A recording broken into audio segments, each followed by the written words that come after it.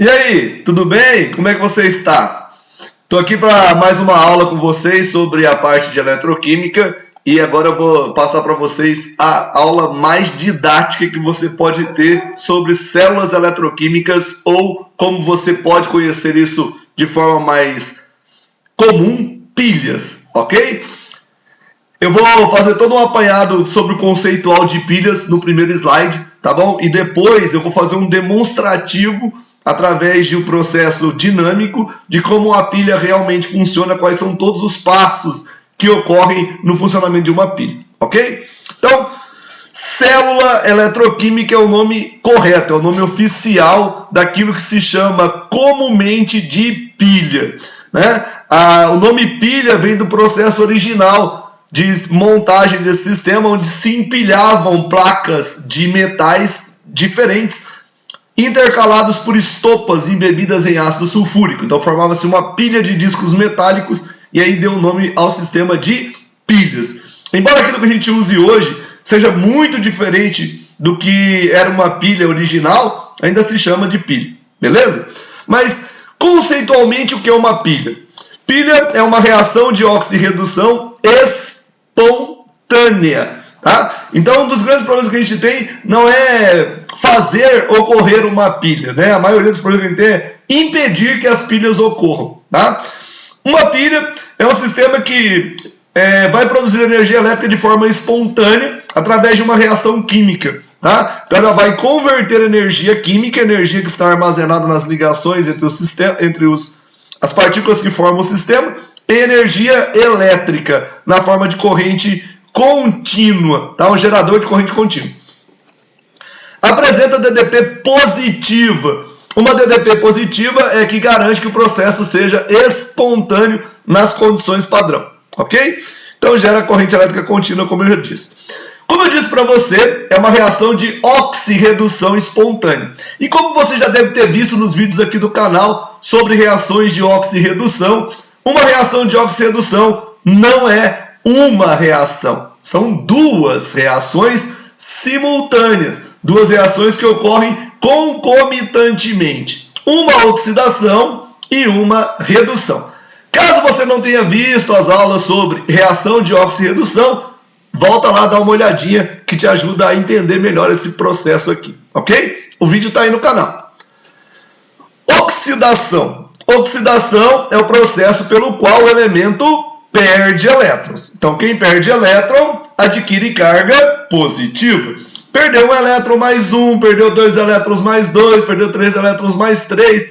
Então, conforme o elemento vai perdendo elétrons, o seu NOx aumenta, tá? Isso está lá na nossa aula de oxirredução. E gera o que a gente chama de agente redutor. Esse é para qualquer processo de oxirredução. Em uma pilha sólida ou uma pilha aquosa, a gente vai perceber algumas mudanças essenciais no processo de oxidação. Primeiro, que ocorre uma diminuição da massa do eletrodo, diminuição da quantidade de partículas que formam o eletrodo que sofre oxidação, tá? A solução, se for uma pilha aquosa, a solução na qual está ocorrendo a oxidação terá um aumento na sua concentração de íons. A quantidade de íons na solução irá aumentar. A gente vai demonstrar isso daqui a pouco no próximo slide, com uma animação bem legal sobre os passos da pilha, tá? É chamado de anodo, pode ser chamado de anodo se não tiver acento, ou ânodo se tiver acento. As duas notações são corretas, ok? E corresponde ao polo negativo da pilha. Então, alguns detalhes importantes, tá? Oxidação é sempre para quem perde elétrons.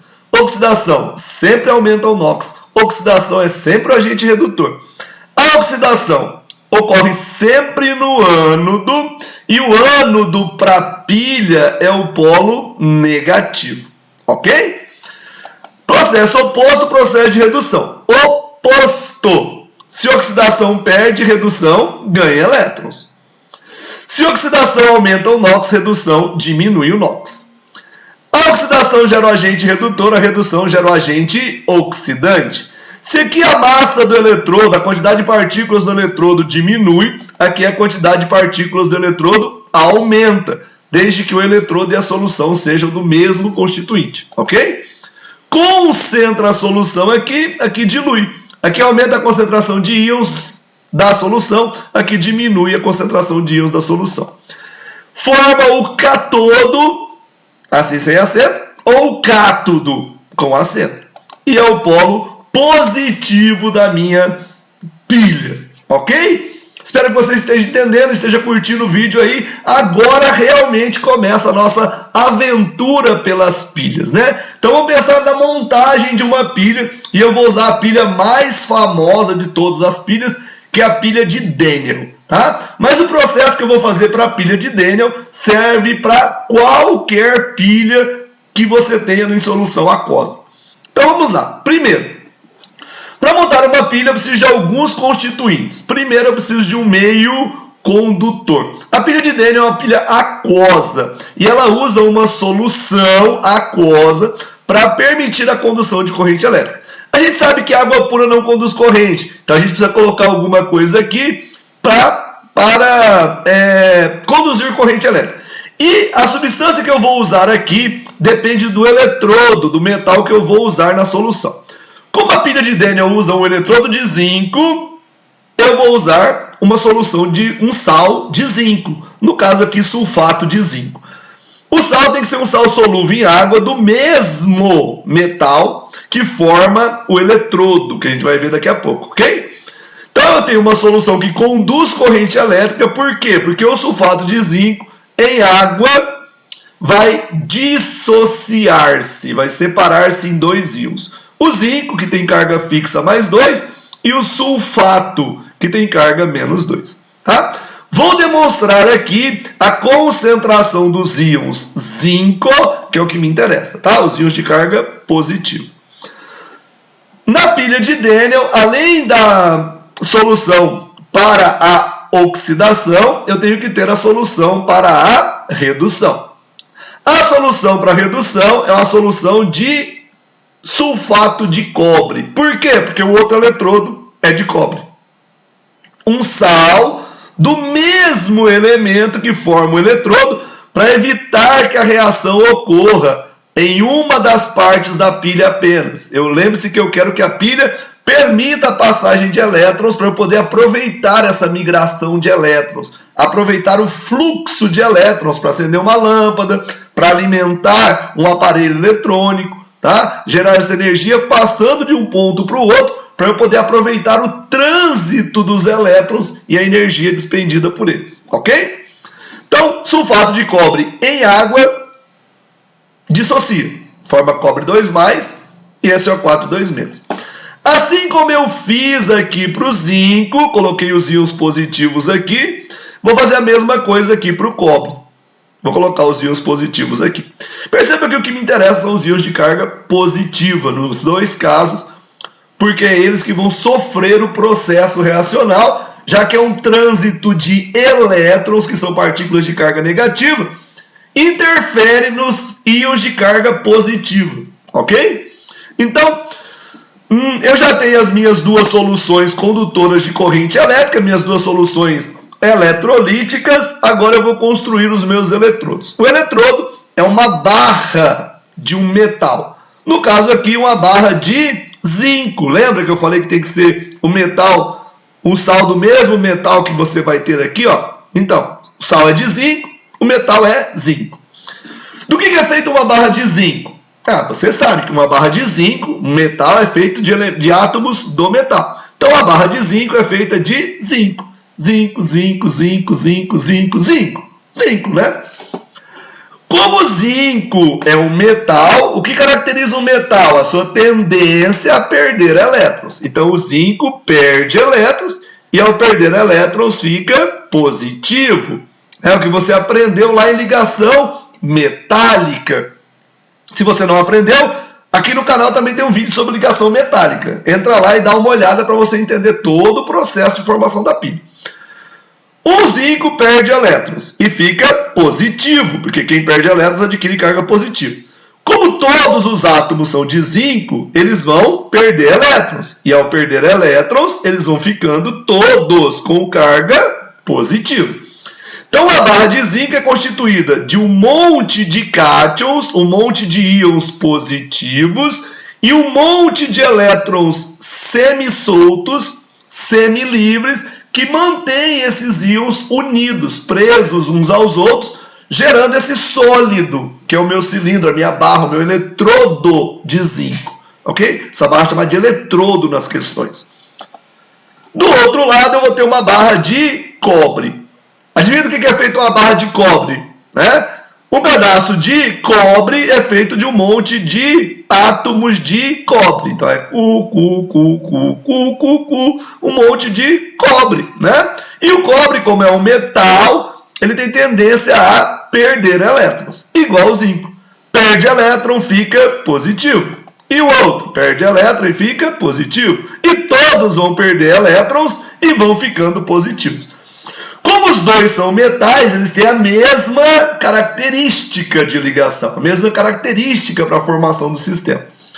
Muito bem, agora que eu já tenho os eletrodos, duas barras de metais diferentes, mergulhadas em soluções condutoras de corrente elétrica, eu vou armar o meu circuito elétrico para unir o sistema. Tá? Para permitir que o elétron passe de um lado para o outro do sistema. A migração dos elétrons, o movimento dos elétrons é o que a gente chama de corrente elétrica. E é o que eu quero produzir, uma corrente elétrica. Por isso que eu preciso que os eletrodos sejam diferentes, porque metais diferentes têm tendências diferentes a perder elétrons. Por enquanto a minha pilha não está funcionando, o meu circuito está aberto, tá? E eu preciso de mais um componente. Se eu tiver a pilha só assim, ela não vai funcionar.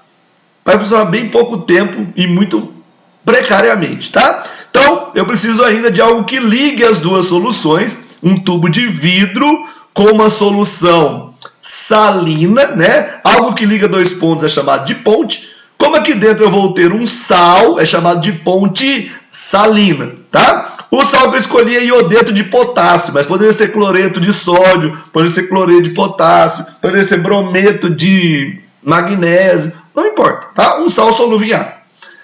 Depois a gente vai ver para que ele serve, tá? Esses são os componentes da pilha. Então, para montar uma pilha, o que eu preciso? Dois eletrodos diferentes, dois metais diferentes, né? Eu preciso de duas soluções eletrolíticas, duas soluções que conduzam a corrente elétrica, um fio metálico, por onde vão migrar os elétrons. Elétron não nada, tá? Ele não passa pela solução aquosa, ele não sabe nadar, ele passa pelo fio metálico. Metais são condutores de corrente elétrica, ok? Vamos pôr a pilha para funcionar então? Vamos. Fechei o circuito. Fechei o circuito. Um dos elementos terá mais tendência à oxidação. Um dos elementos é mais eletropositivo, tem mais tendência a perder elétrons. Quem? O metal mais comum, o metal de mais baixo custo, o metal mais abundante na natureza. O que eu tenho mais? Zinco ou cobre? O que é mais barato? Zinco ou cobre? Zinco, né?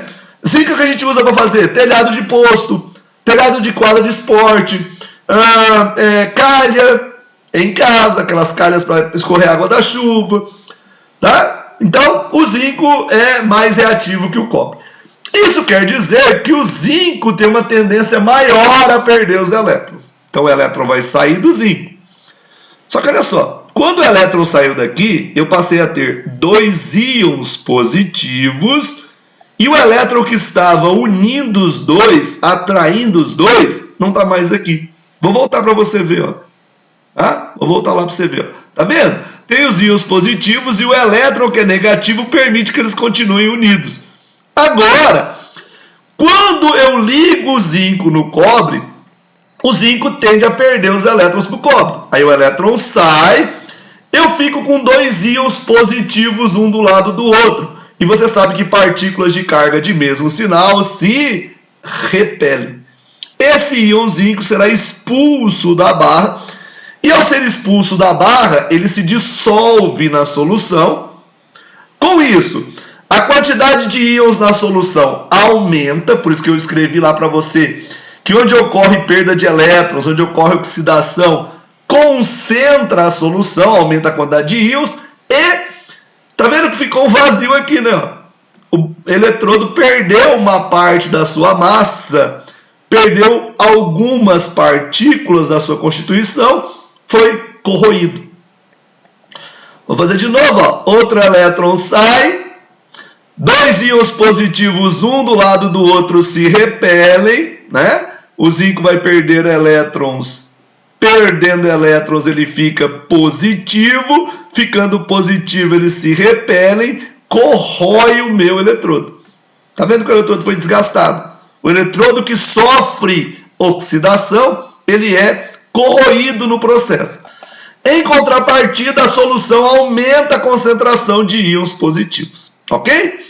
Mas olha só, o elétron saiu daqui. Ele não vai ficar parado aqui, eu só parei ele aqui para poder explicar o processo. Ele vai seguir para o outro lado do sistema. Ele vai seguir lá para outra solução.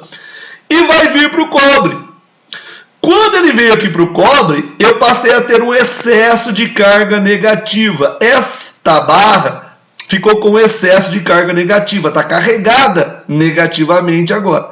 E você sabe que carga negativa atrai carga positiva.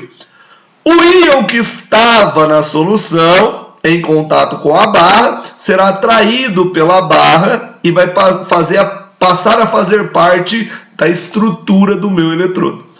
Então veja que o meu eletrodo aumenta de tamanho, aumenta a quantidade de partículas. O cobre 2+, que estava na solução aquosa, ao se ligar ao elétron, ao receber os elétrons, passa a fazer parte do eletrodo, passa a fazer parte do eletrodo de cobre sólido. Tá vendo? O meu eletrodo aumenta de massa. Ó, fazer de novo, ó. O outro elétron vem, tá? A barra fica carregada com excesso de carga negativa. O íon positivo é atraído por esse elétron e passa a fazer parte do eletrodo. O eletrodo aumenta de tamanho, aumenta de massa. Então, tudo isso está escrito para você lá no resumo. Se você esqueceu alguma coisa, volta lá, assiste de novo o começo do vídeo, tá? Se você está curtindo a apresentação, está gostando do vídeo, por favor, divulgue o vídeo para os seus amigos, se inscreva no canal, acione o sininho das notificações, tá? Eu estou produzindo uns vídeos bem interessantes, bem didáticos para ajudar você nesse processo de aprendizagem da química. Então me auxilie aí também, ok? Não acabou, tá? Não acabou. Como aqui, ó, eu passei a ter um excesso de carga positiva, esse excesso de carga positiva dificultaria a saída do elétron. Então eu preciso balancear esse excesso de carga positiva. Quem vai balancear esse excesso de carga positiva são as cargas negativas do meu sal, são os iodetos. Então, conforme a reação vai ocorrendo, os íons iodetos, íons negativos, vão migrando para o lado que oxidou para balancear as cargas. E aqui, as cargas positivas estão diminuindo, as cargas positivas estão sendo consumidas. Vai faltar carga positiva aqui para atrair os elétrons. Quem vai fazer a compensação disso são os íons potássio, que vão migrar para esse lado da minha solução, equilibrando as cargas dos dois lados. Ok? Espero que você tenha entendido, que você tenha curtido aí esse nosso momento de descontração e de trabalho também, tá? Mantenha-se focado, estudando, e qualquer apoio que você precisar, estou sempre às suas ordens. Um grande abraço a todos e bons estudos.